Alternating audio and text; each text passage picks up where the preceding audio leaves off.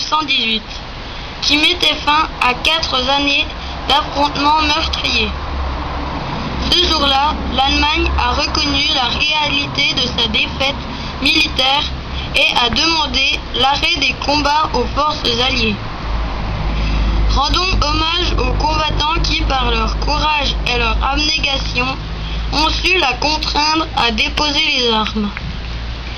Ce conflit a été particulièrement dramatique du fait de l'apparition d'armes meurtrières qui ont provoqué un véritable déluge de feu et de sang. De cette Première Guerre mondiale, notre mémoire collective conserve le souvenir des millions de morts, des mutilés, de veuves et d'orphelins. C'est pourquoi le 11 novembre est inscrit dans la mémoire historique de notre pays.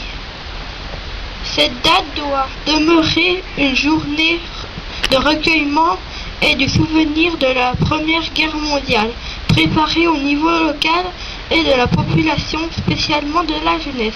L'Union française et l'association de combattants et victimes de guerre s'emploient à transmettre aux jeunes générations la mémoire des événements passés et les appelle à une vigilance permanente, la défense des droits de l'homme et de la patrie. Vive la République, vive la France.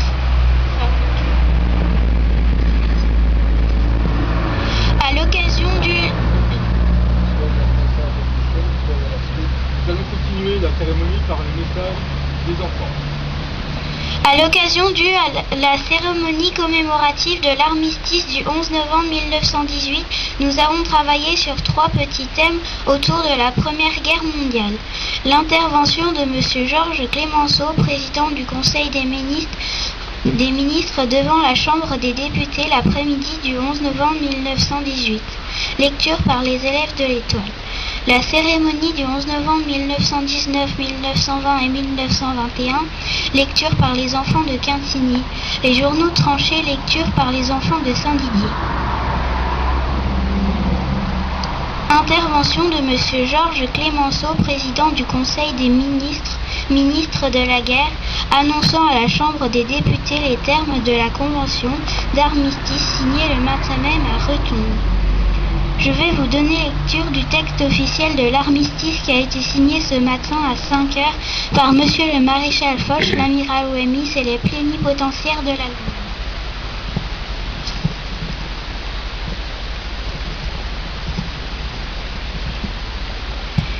Premièrement, cessation des hostilités sur terre et dans les airs 6 heures après la signature de l'armistice.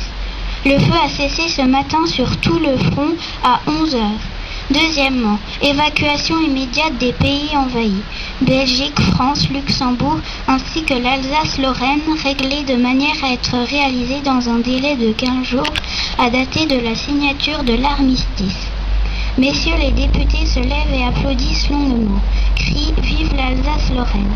Les troupes allemandes qui n'auraient pas évacué les territoires prévus dans les délais fixés se vont faire prisonniers de guerre. Applaudissements.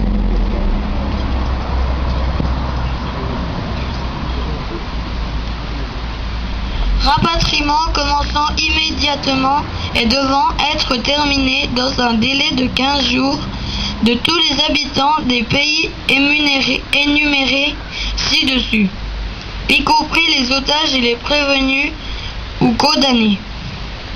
Vifs applaudissements. Avant 4. Abandon par les armées allemandes du matériel de guerre suivant en bon état. 5000 canons, dont 2500 lourds et 2500 de campagne, 25 000 mitrailleuses, 3 000 Minenwerfer, 17 000 avions de chasse et de bombardement. Il ne sera fait aucune destruction d'aucune sorte.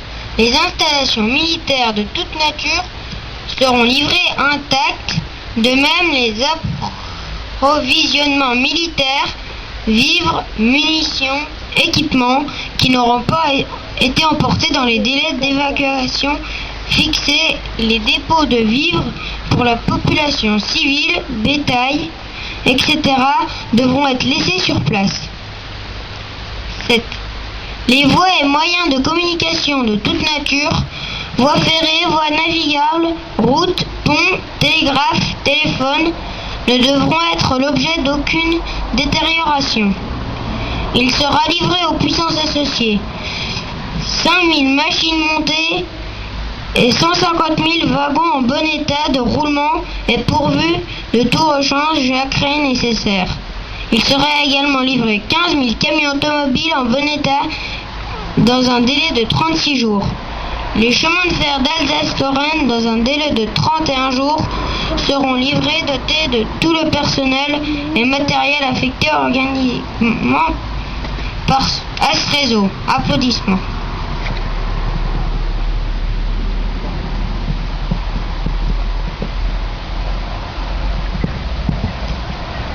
Merci à vous pour ce beau travail.